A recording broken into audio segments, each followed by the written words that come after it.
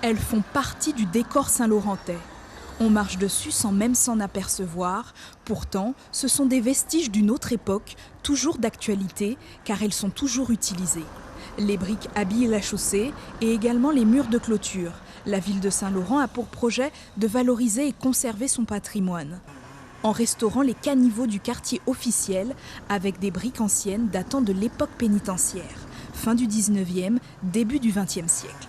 Tout ce qui est astrait et autour du camp de la transportation, donc le quartier officiel, la ville se doit quand même de valoriser auprès de sa population son patrimoine. Donc à l'intérieur des caniveaux, vous verrez les briques anciennes de l'époque pénitentiaire. Et nous allons continuer dans cette voie tout le quartier, tout le centre-ville. Ces briques sont uniques.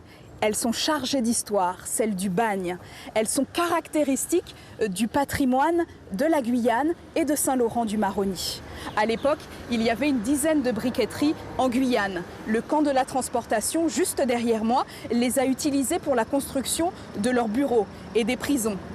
Elles sont estampillées AP pour Administration pénitentiaire Saint-Laurent.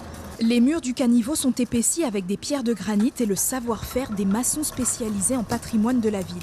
Les briques sont enlevées et remises à l'identique.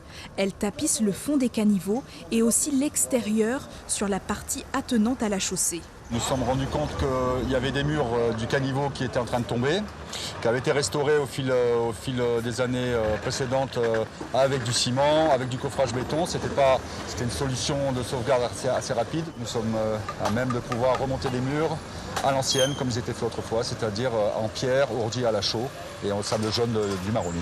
C'est un système ancien mais ingénieux pour l'époque. Construit avec une inclinaison, il n'y a pas d'eau stagnante car elle s'écoule naturellement. C'est 4 km de canaux qui vont être rénovés dans le quartier officiel. Le coût pour la municipalité est de 20 000 €. Mais la ville a pour projet de restaurer l'ensemble des caniveaux.